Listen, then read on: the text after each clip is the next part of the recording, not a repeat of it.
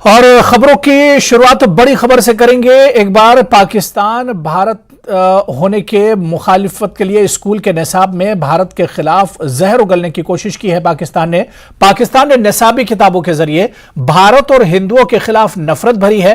पाकिस्तान की किताबों में महात्मा गांधी को मनफी अंदाज में पेश किया गया है। सिर्फ यही नहीं, हिंदुस्तान के मुसलमान और मुस्लिम कौम परस्ती पर जोर दिया गया है। किताबों में मुसलमान हिंदुओं पर भरोसा नहीं करते जैसे हवाले जात दिए गए हैं। किताबों में 1867 के हिंदी उर्दू तराजे का भी जिक्र किया गया है। इसमें लिखा गया है कि हिंदू उर्दू की जगह हिंदी को कौमी जबान बनाना चाहते थे, जिसकी वजह से फसादात फूट पड़े।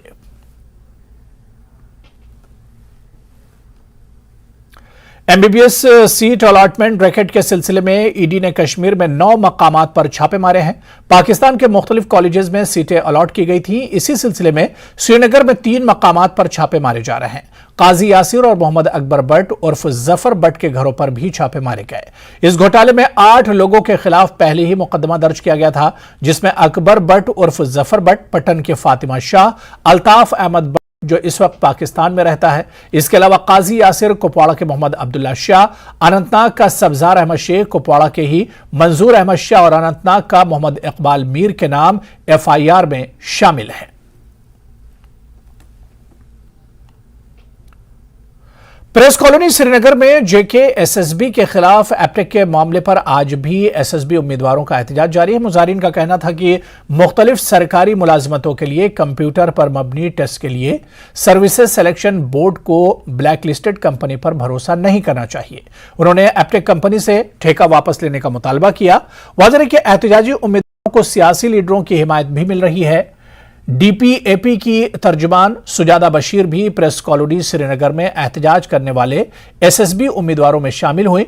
वहीं एनसी लीडर सलमान सागर, इफराजान और ईशा परदेसी भी एहतजाजी उम्मीदवारों के साथ प्रेस कॉलोनी पहुंचे थे। मेरे ख्याल से आज ये दूसरा दिन है यहाँ पे हमारा प्रोटेस्ट जारी रखने का। यहाँ पे दिन दहाड़े डेमोक्रेटिक प्रिंसिपल्स का, कॉन्स्टिट्यूशन स्ट्रक्चर का इस्तेहसाल हो रहा है। अगर बच्चे चाह रहे हैं कि वो इस ब्लैक लिस्टेड कंपनी से एग्जाम ना दी, उस कंपनी पे हमें ट्रस्ट बिल्ड नहीं होता है। हाँ, जुडिशरी में अभी केस, उसकी जजमेंट अभी रिजर्व है, लेकिन जेकेएसएसबी एडामेंट है एग्जाम्स कंडक्ट करवाने के लिए, और वो भी इसी ब्लैक लिस्ट कंपनी से। हमें एग्जाम देने से कोई एतराज नहीं है, हम एग्जाम देने के लिए तैयार है, चाहे वो 5 दिन के बाद ही क्यों ना हो। लेकिन इस ब्लैक लिस्ट कंपनी जिसने पहले हमारा वक्त बहुत ज्यादा जाया किया है, पहले एक ब्लैक लिस्ट कंपनी थी मेरिट्रैक, उससे तो जान छूट गया हमारा, लेकिन फिर उन्होंने फिर से इस ब्लैक लिस्ट कंपनी को हायर करके, क्योंकि जुडिशरी में अभी मसला अभी जुडिशियस, अभी सब जुडिशियस है मसला, अभी उसका जजमेंट अभी आनी बाकी है। लेकिन फिर भी जेकेएसएसबी एडामेंट जेकेएसएसबी, जिनको लोगों की परवाह ही नहीं, जिनको एस्पिरेंट्स की परवाह ही नहीं है, वो हम पे इस फोर्सफुली इस कंपनी से एग्जाम दिलवाना चाहते हैं। जो मैक्सिमम एस्पिरेंट्स तो आप देखते ही, आप आज 9 महीने से सड़कों पे खड़े हैं। वो इस ब्लैक लिस्ट कंपनी से वो आप दोबारा अपना टाइम जाया नहीं करना चाहते। हाँ, कुछ एस्पिरेंट्स ऐसे होंगे जिनके पास 25-25 लाख होंगे, जिनके पास पैसे होंगे इस रिक्रूटमेंट में अपना इस जगह बनाने के लिए, एम्प्लॉयमेंट हासिल करने के लिए, लेकिन हमारे पास 25 लाख नहीं है। हम मेरिट के लिहाज से नौकरी हासिल करना चाहते हैं। जो आपने बात बोली कि बहुत सारे एस्पिरेंट्स हैं वो एग्जाम देना चाहते हैं, नहीं, मैं पूछ रहा था, प्रेस रिलीज आया, कहा यह गया कि आउटसोर्स करेंगे, ऑडिट होगा, अगर एग्जाम का सुपरवाइजरी स्टाफ है, सीसीटीवी कैमरा है, फिर भी आपको एतबार क्यों नहीं? सर अगर आप प्रेस रिलीज की बात करें, मैं आपको ऑफिशियल एसएसबी की ऑफिशियली ट्वीट जो हैं, जब जेकेपीएसआई और फाइनेंस का एग्जाम हुआ उससे पहले ऑफिशियली उन्होंने एक ट्वीट किया कि जो भी यहाँ पे एग्जाम्स हुए वो ट्रांसपेरेंट और फेयर तरीके से हुए, लेकिन नतीजा क्या निकला? जेई में, फाइनेंस में और एसआई में फिर से स्कैम निकला। तो उनके ट्वीट्स, उनके जो नोटिफिकेशंस आती हैं या उनकी जो भी चीजें आती हैं, वो तो पहले ही हमें पता ही है कि वो सब झूठ होता है। ऑलरेडी सुप्रीम कोर्ट ने बैन किया हुआ है, पेनलाइज किया हुआ है, और बाकी स्टेट्स में ब्लैक लिस्ट है। तो ये समझ नहीं आ रहा है, ये बात सिर्फ इन्हीं की समझ में है कि ये इनने इस कंपनी को क्यों ये कॉन्ट्रैक्ट दिया हुआ है। उम्मीद करेंगे कि सरकार अपनी वो जो गहरी नींद से जो है उठेगी और देखेगी लोग कितने परेशान हैं। आप ये समझिए, मैं इंतजामिया से कहता हूँ, ये एक लड़का यहाँ नहीं है, ये इसका पूरा घर है यहाँ, इसके घर वाले जितने भी अफराद है इसके घर में वो सब है यहाँ। अब अक्रॉस जम्मू एंड कश्मीर देखते तो अंदाजा लगा दीजिए, ये सब लोग सड़कों पर हैं। यहाँ से गवर्नमेंट की यही है कि लाइक जो भी इन्होंने किया है, एप्टेक को क्यों लाया गया यहाँ, जबकि वो बाकी स्टेट्स में ब्लैकलिस्ट हो गई है। तो क्या वो यहाँ के बच्चों के फ्यूचर के साथ खेलना चाह रहे हैं? क्या ये बच्चों को सुसाइड तक पहुँचाना चाह रहे हैं? क्यों कश्मीर में ही ये सब क्यों कुछ हो रहा है? क्या यहाँ के बच्चों को जीने का हक नहीं है? यहाँ की नौकरियां, यहाँ के सिलेक्शंस नहीं कर सकती है? JKSSB किस लिए थी? तो बाहर से क्यों कंपनीज लाई गई है? ये गवर्नर साहब को अपील है कि उनको वापस कर ले और एप्टेक को बैन करे। यहाँ कोई बच्चा तब तक एग्जाम नहीं देगा जब तक एप्टेक कोई भी जो भी एडमिशन कार्ड जिन्हें इशू किए कोई भी एग्जाम नहीं बैठेगा। हम इनके साथ हैं और जब तक ये वापस नहीं लिया जाएगा हम लोग यहाँ से नहीं हटेंगे। कल तक इनको ये डिसीजन लेना है, otherwise will stay on 24/7 here. Aptech एक ऐसी कंपनी है जिसको रिपीटेडली बहुत सारी स्टेट्स में ब्लैकलिस्ट किया गया है।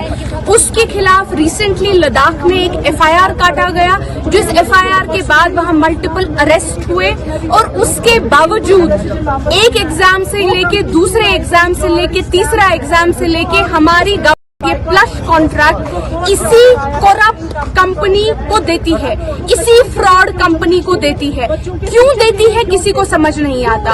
हमारे करीबन 2.5 लाख स्टूडेंट्स हैं, 2.5 लाख स्टूडेंट्स का फ्यूचर डिपेंड करता है, दाव पे लगाया गया है। क्या हमारे 2.5 लाख बच्चों की जिंदगियों का कोई मतलब ही नहीं बनता? क्या फ्यूचर का कोई मतलब ही नहीं बनता?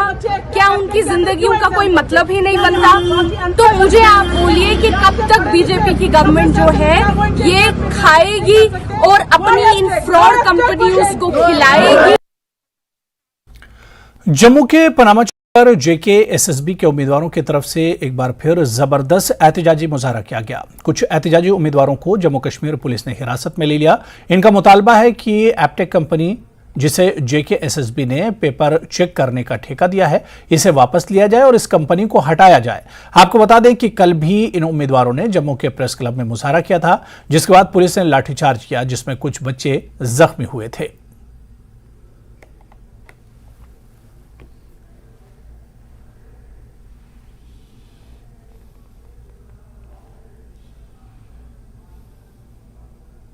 प्रदर्शन कर रहे हैं JKSSB पेरेंट्स एक बार फिर से बाहर निकल चुके हैं। पनामा चौक में यहाँ पर प्रदर्शन जो है वो यहाँ पर किया जा रहा है और पुलिस के साथ झड़प जो है वो यहाँ पर हो रही है। आप देख सकते हैं पुलिस जो है वो बल का प्रयोग करके रोकने की कोशिश कर रही है, पर तिरंगा झंडा लिए JKSSB पेरेंट्स को यहाँ पर जो है वो यहाँ पर पकड़ा जा रहा है और इन्हें रोड ब्लॉक करने से रोका जा रहा है। आप देख सकते हैं किस तरह से इन्हें हिरासत में लिया जा रहा है। आप तस्वीरें देख सकते हैं किस तरह से तिरंगा झंडा लिए JKSSB पेरेंट्स एप्टेक कंपनी के खिलाफ प्रदर्शन तो कर रहे हैं, पर यहाँ पर आप देख सकते हैं किस तरह से महिला पुलिस भी यहाँ पर सभी पेरेंट्स को यहाँ से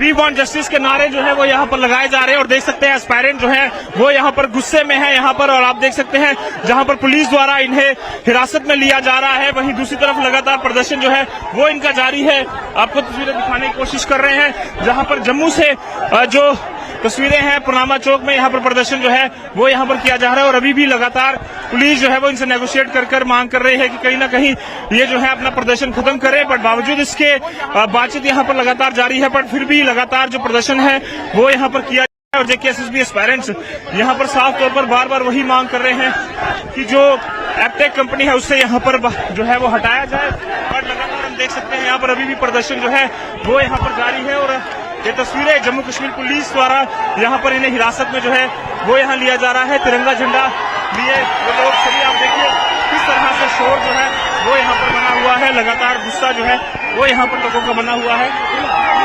क्या साफ तौर पर आप देख सकते हैं गुस्से में ये सभी उम्मीदवार, ये सभी एस्पायरेंट जो है वो गुस्से में यहाँ पर ये उम्मीद लगा नहीं कहीं ना इंसाफ मिलेगा, पर इन्हें मिल रहा है।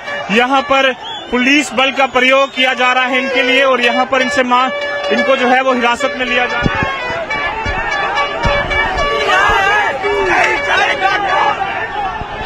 आप देख सकते हैं गुस्सा जो है इनमें बना हुआ है और अभी भी लगातार जो पुलिस है वो इन्हें यहाँ पर अंदर करने की कोशिश कर रही है, पर अभी भी लगातार जो गुस्सा है वो इनमें बना हुआ है। मांग यही कि एपटेक कंपनी को यहाँ पर हटाया जाए और उसी बीच जब ये प्रदर्शन करने बाहर निकले तो जम्मू कश्मीर पुलिस द्वारा इन्हें हिरासत में लिया गया और अभी भी फिलहाल के लिए प्रदर्शन जो है वो इनका कंटिन्यू है। मांग है कि एपटेक कंपनी को हटाया जाए और नई कंपनी को लाया जाए और बच्चों के साथ, एस्पिरेंट्स के साथ इंसाफ किया जाए। वीडियो जर्नलिस्ट के साथ नेटवर्क 18 के लिए जम्मू से मैं रजत वोरा।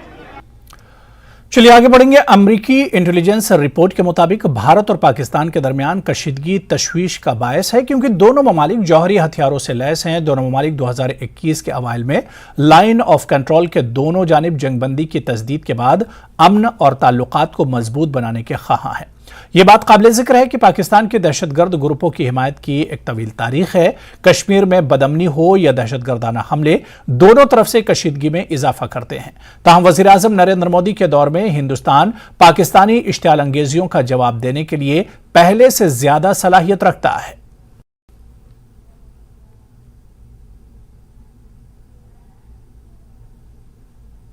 अमरीकी इंटेलिजेंस की रिपोर्ट पर अमरीकी स्टेट डिपार्टमेंट के तर्जुमान नेड प्राइस का कहना है कि कोई भी गिरोह जो इलाकाई और आलमी इस्तेहकाम को खतरे में डालता है वो हमारे लिए तशवीश का बायस है।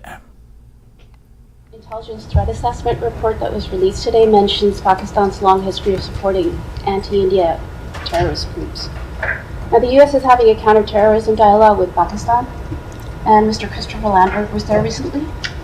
So, will the U.S. take up the issue of support by the Pakistani Army and ISI to terrorist groups like Lashkar-e-Taiba, active in Kashmir, and to Khalistani terrorist groups? So the U.S.-Pakistan counterterrorism dialogue, it provides an opportunity for the United States and Pakistan for the United States to convey our willingness to work with Pakistan to address terrorist threats and counter violent extremism. The threats that are in the region, the threats that have the potential to transcend the region as well. We have a shared interest in combating threats to regional security. The goal of a stable and secure South and Central Asia, free from terrorism, depends on the strength of, in large part, our partnership with Pakistan. The dialogue is a testament to our shared commitment to resilient security relationship and an opportunity for candid discussion on steps we can take together to counter all terrorist groups that threaten regional and global stability. The United States seeks to expand our partnership to address these challenges. Any group that threatens regional and global stability, of course, is a concern to us. It is something that we discuss in the context of this counterterrorism dialogue. I have one more. Okay, one more and then I'll go to you. So while the issue of support by Pakistan of terror groups against India and its dangers are mentioned in the report, what are your views on some of these groups like Khalistani activists that are active in North America and which were responsible for the bombing of Air India in 1985? Is the U.S. keeping a watch on these activities of these groups? So we condemn terrorism in all of its forms. We condemn terrorism, we condemn violent extremism, we condemn all of those who resort to violence to achieve their ends, whether they are political or otherwise. There is never a justification to resort to violence. Regardless of the motivation, regardless of the perpetrator, we take the threat of terrorism around the world, whether that's to regional peace and security or to our own security, extraordinarily seriously. Yes. अमरीकी intelligence के मुताबिक भारत और चीन दो तरफा सरहदी बातचीत में मसरूफ हैं और सरहदी तनाज़े को हल करने की कोशिश कर रहे हैं। 2020 में दोनों ममालिक के दरमियान तनाज़े की वजह से ताल्लुकात कशीदा हो गए थे। यह तनाव कई दहाइयों में संगीन था। मुतनाज़ा सरहद पर दोनों ममालिक की जानिब से फौजी तोसी और कशीदा सूरत हाल से एटमी ताकतों के दरमियान मुसल्लह तसादुम का खतरा बढ़ जाता है, जिसमें अमरीका और इसके मफादात को बराह रास्त खतरा हो सकता है।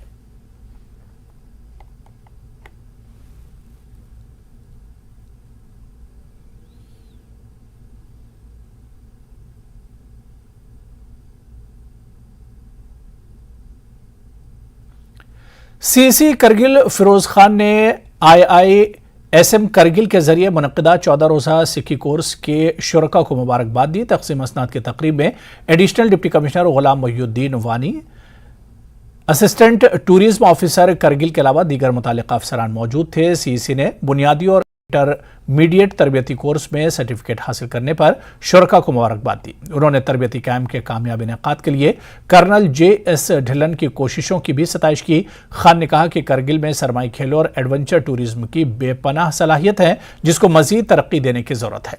उन्होंने कहा कि इस सिलसिले में LAHDC करगिल जिले में सरमाई खेलों और एडवेंचर टूरिज्म के बुनियादी ढांचे को तैयार करने के लिए लॉजिस्टिक सपोर्ट फराहम करने के लिए पूरी तरह पुरअज़्म है।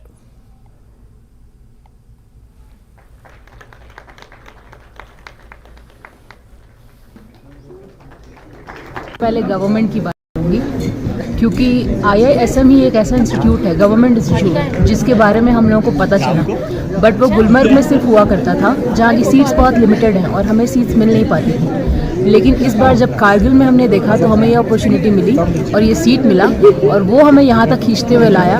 और आप माने या ना माने, मैं भी नहीं जानती थी कारगिल इतना खूबसूरत है।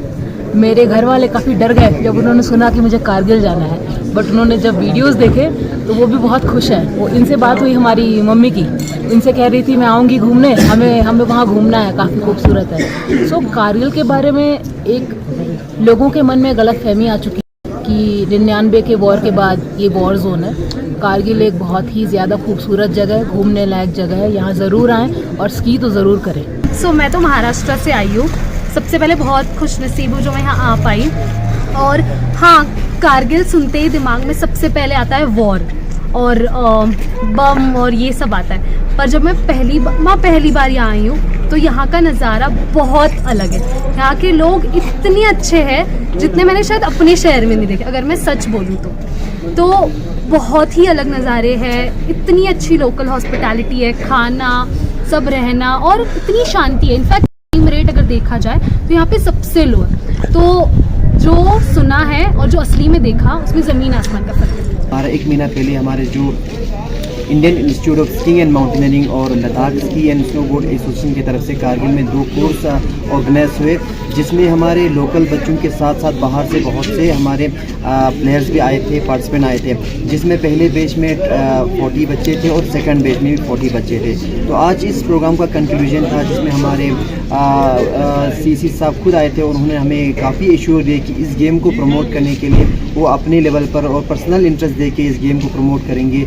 और बेसिकली मालूम है कि कारगिल एक ऐसी जगह है जहाँ पर समर स्कीइंग के अलावा विंटर का बहुत ज़्यादा पोटेंशियल है, बहुत ज़्यादा स्कोप है। जब ये यूनियन टेरिटरी बनी तो मैंने अपनी गवर्नमेंट को रिकमेंड किया कि भाई we have a huge potential in Kargil. We have snow, we have ice, we have mountains, we have rivers, जहाँ हर टाइप का एडवेंचर एक्टिविटी और एडवेंचर स्पोर्ट हो सकता है। तो ये हम क्यों नहीं इसको जो वर्ल्ड के मैप के ऊपर, दुनिया के मैप के ऊपर लाए। तो उन्होंने मेरी बात को सुना और मैंने जैसे रिकमेंड किया कि सबसे जो ज़्यादा ज़रूरत होती है किसी भी एडवेंचर डेस्टिनेशन को प्रमोट करने के लिए, वो होता है इंफ्रास्ट्रक्चर, स्किलिंग। जितना देर हम अपने बच्चों को स्किलिंग नहीं करेंगे, ये टूरिज्म को बढ़ावा नहीं दे सकेंगे। मजलिस उलमाए लेह ने अंजुमन इमामिया यूथ विंग लेह के ताउन से इमाम मेहदी अलैहिस्सलाम की विलादत बासादत का एहतमाम इमाम बारगाह छछोत युकमा में किया। इस मौके पर अलहाज शेख ज़ैनुल आबदीन मेहमान खुसूसी थे। दीगर मुअज़्ज़ज़ मेहमानों में EC अक़लियती गुलाम मेहदी और काउंसलर छछोत हल्का मिर्ज़ा हुसैन और मुमताज़ हुसैन नामज़द काउंसलर LAHDC ले भी मौजूद थे।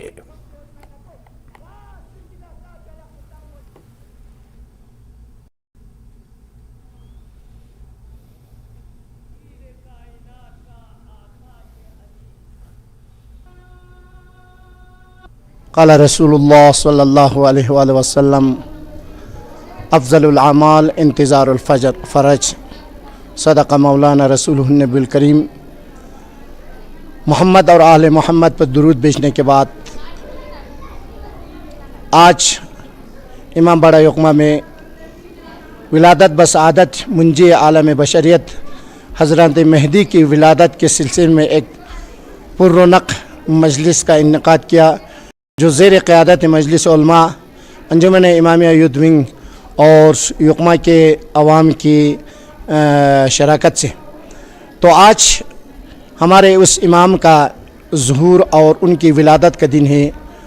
जो अहले तशय्युअ के अक़ीदे के मुताबिक नवासे रसूल पैगम्बर अकरम सल्लल्लाहु अलैहि वसल्लम के कौल के मुताबिक कि आखिरी ज़मान में मेरे उम्मत का एक पैगाम रसां अल्लाह का वली ज़ुहूर होगा जो दुनिया को अदल इंसाफ से भरेंगे। उसी वली, उसी कायद, उसी रहनुमा की विलादत का जश्न आज शियायान अली इब्न अबी तालिब ने इमाम बड़ा युक्मा में जमा होकर मनाया। तो इमाम ज़मान के बारे में अगर यूँ कहूँ तो गलत नहीं होगा कि हर मज़ाहिब में ये अक़ीदा रखते हैं कि एक ज़माने में एक ऐसा शख्सियत आएगा जो इस दुनिया को अदल इंसाफ से पुर करेगा। ये हर मज़ाहिब के अक़ीदा हैं, चाहे हिंदू हो, चाहे बुद्ध हो, या क्रिश्चन हो, या यहूदी हो, या मसीह हो, या शियायान अली इब्न अबी तालिब हो, या अहले सुन्नत वल जमात हो। हर मज़ाहिब में ये पाया जाता है, लेकिन अंदाज़ हर किसी का अलग अलग है।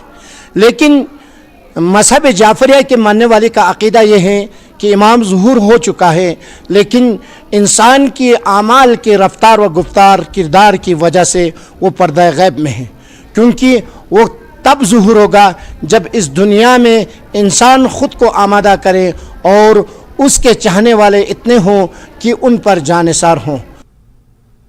चलिए यहाँ पर रुकेंगे फिलहाल छोटे से ब्रेक के लिए।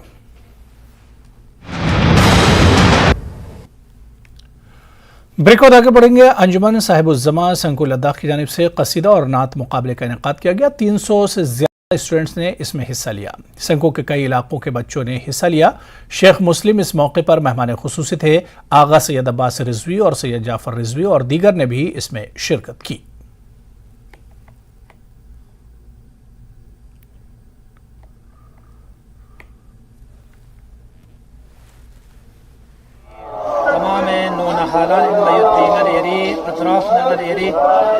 तमाम फूलियों से दिमल से तमाम यानी खिलना कुदरत कुंती सलाहियत नगमो कि खुंस दिन परफॉर्मेंस बस व बेहतरीन तरीके का शअरना नात कुन सलाहियत नगमो बेहतरीन नगमो अंजाम तमन के ngana yara muhim in min the चीज़ात bil खुसूस ngana yirin जवानान व जवानान को निमीना हर जगह का ngana yara दून कोई मीना ज़मीना फराहम बायुत पे अल्हम्दुलिल्लाह खुदा तौफीक शज़द बस की अंजुमन साहिब ज़माने बेरतले दिरेंगन येरी नौजवानान कुल्ला की दिमल से कफाती प्लेटफार्म तैयार बसे कि खो इमाम ज़मान अजल्लल्लाहु तआला फरजहु शरीफ फिक़े ngana येरी तुसे और ज़माने इमाम पे बारेनो नात ज़रबत पे क़सीदा ताम बायुत पे तलबे लेह में तालिब इल्मों को gender equality and women empowerment के ताल्लुक से आगाही प्रोग्राम का इनेकाद किया गया। Department of sociology Eliezer Joldan memorial college Leh की जानिब से प्रोग्राम का इनेकाद किया गया। दरअसल ये प्रोग्राम आज़ादी का अमृत महोत्सव और G20 बैनुल-अक़वामी सतह पर बनाया गया। डॉक्टर सीरंग नौरफिल ने सिनफी समाजी कार्य और समाजी नुक्ता नज़र पर एक तफसीली नोट पेश किया। उन्होंने वसी पैमाने पर इस बारे में बात की कि किस तरह सिनफी समाजी कार्य में सिनफी दक़यानूसी तसव्वुरात शामिल हैं। सोनम गेल्सन ने ख़वातीन के आलमी दिन के मौके पर ख़वातीन को मनाने के लिए एक म्यूज़िकल ट्रिब्यूट पेश किया।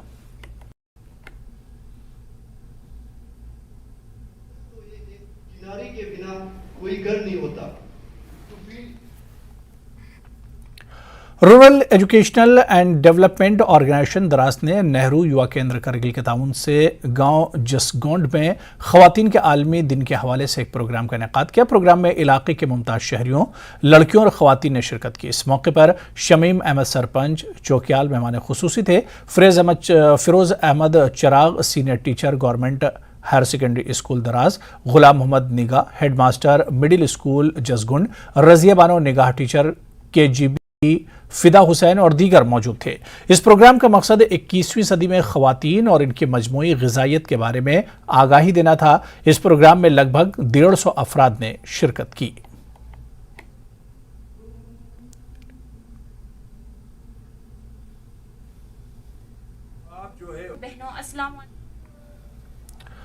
विजरियाना बौद्ध मत के लिए रूहानी और सकाफती जगह ड्रिकुंग, कारगुया, सैमटेलिंग और वियतनाम का इफ्तिताह किया गया। सैमटेलिंग द मोनेस्ट्री और रिट्रीट सेंटर को सैम्पटन हिल्स में तामीर किया गया है। दिलात को Vietnam union of UNESCO associations की तरफ से विजरियाना बुद्ध मत के लिए रूहानी और सकाफती जगह का सर्टिफिकेट दिया गया। तामीर का काम साल 2018 में शुरू हुआ और 2022 में मुकम्मल हुआ।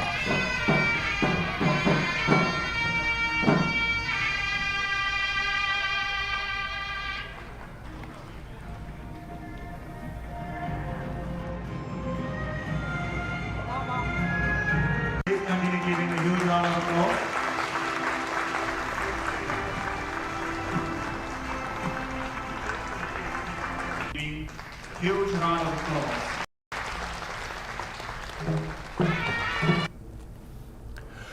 स्पोर्ट्स स्टेडियम डोडा में 100 फीट ऊंचे कौमी परचम का इफ्तिताह किया गया। ब्रिगेडियर समीर ने परचम का इफ्तिताह किया और इसे डोडा के आवाम के नाम मानून किया। ब्रिगेडियर ने डीसी डोडा विशेषपाल महाजन, एसएसपी डोडा अब्दुल कयूम चौधरी और 10 राष्ट्रीय राइफल्स के कर्नल कमांडिंग ऑफिसर की मौजूदगी में कौमी परचम लहराया।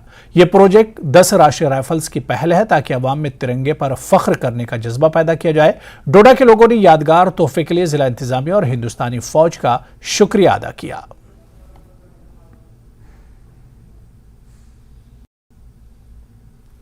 वी आर सो एक्साइटेड कि हमें यहाँ पर डोडा में बहुत अच्छा फ्लैग लगाया 100 फीट का है। और जो पहले जो डोडा था बहुत अनसुना लगता था, आज जो फ्लैग लगाया गया है उससे बहुत ही ज़्यादा खुशहाली आई है। जो डोडा है, जो डोडा के निवासी हैं बहुत ज़्यादा खुश हैं कि यहाँ पर फ्लैग लगाया और बहुत सारे छतों से लोग देखने आए हैं कि यहाँ पर फ्लैग लगाया और हम बहुत खुश हैं कि यहाँ पर फ्लैग लगाया। हम इंडियन आर्मी का बहुत वेलकम करते हैं और बहुत स्वागत करते हैं कि उन्होंने हमें यहाँ पर एक बहुत अच्छी खुशी दी है कि यहाँ पर पहले 100 फीट का जो फ्लैग लगाया गया है और हमें बहुत खुशी है इसमें लगाया हुआ है। मेरे हिसाब से अच्छा एक इवेंट है, आने वाले समय में हमारे को और ज्यादा प्रोत्साहन देगा। मैं इसके लिए सिविल एडमिनिस्ट्रेशन खास करके डीसी साहब का भी धन्यवाद करता हूं कि उन्होंने ये जगह हमें दे करके इस पूरे प्रोसेस को फैसिलिटेट किया लगाने के लिए। आप सब लोगों की मदद से, हम सब लोगों की मेहनत से ये आज जो नेशनल फ्लैग है उसको हम यहाँ पर होस्ट कर पाए हैं। उत्तर प्रदेश से पामपुर आई हुई एक क्रिकेट टीम का पामपुर में वालिहाना इस्तकबाल किया गया, जहां इस टीम ने लोकल क्रिकेट टूर्नामेंट में हिस्सा लिया था। टीम के लिए खाने पीने आने जाने के इंतजाम तहसीलदार पामपुर जुबैर अहमद और मकामी खिलाड़ियों ने की थी। तहसीलदार के मुताबिक वो चाहते हैं कि बैरूनी रियासतों से यहां खिलाड़ी खेलने के लिए आएं। इन खिलाड़ियों ने बताया कि कश्मीर की मेहमान नवाजी एक मिसाल है और इन्हें यहां काफी प्यार मिला है।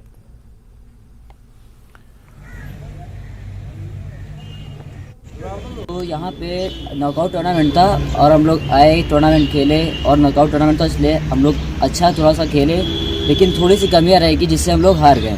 तो बाकी तो मैच हार गए, लेकिन जो यहाँ के लोग हैं बहुत अच्छा हुआ और यहाँ की जो फैसिलिटीज़ हैं लोगों ने बहुत अच्छी सुविधा दी। हम लोग को आने जाने का ट्रैवल करवा रहे हैं, यहाँ के तहसीलदार सर लोग, बाकी के लोग खाने पीने का करवा रहे हैं, रहने का करवा रहे हैं। तो यहाँ पे आके बहुत अच्छा लगा। यहाँ पे गाड़ी का आने जाने का ट्रैवल का वो तहसीलदार साहब ने करवाया और यहाँ का रहने खाने का जो यहाँ के लोकल्स लोग हैं उन्होंने कहा, तो उनका हम बहुत बहुत शुक्रिया। जैसा कि आपको पता है कि हमने पामपुर में एक टूर्नामेंट इनेकाद किया था T20 बिग बैश के नाम से। तो उसमें हमारी टीम जो थी पार्टिसिपेट किया था यूपी की कानपुर की टीम में। तो उन्होंने कल यहाँ पे मैच खेला, तो बदकिस्मती की वजह से उन्होंने कल मैच हारा। तो आज उनको हमने यहाँ से तहसीलदार ऑफिस से उनको विदा किया। यहाँ से तहसीलदार भी यहाँ पे मौजूद थे, तो उनकी मौजूदगी में हमने उनको विदा किया। उनके रहने खाने और पीने का इंतज़ाम हमने यहाँ पे किया था। सो ये बदकिस्मती कि वो आगे खेल नहीं सके क्योंकि उन्होंने मैच हारा। तो हम उम्मीद करते हैं कि आइंदा वो यहाँ दोबारा आए। तो यहाँ सिंहपुरा पट्टन के बंड मोहल्ले के लोगों ने महकमे बिजली के खिलाफ श्रीनगर बारामूला नेशनल हाईवे पर एहतजाजी मुजाहरा किया। लोगों का कहना है कि वो बिजली न होने की वजह से घुप अंधेरे में है। श्रीनगर बारामूला नेशनल हाईवे पर एहतजाज की वजह से राहगीर, मुलाजमीन और मुसाफिर ट्रैफिक जाम में फंस गए।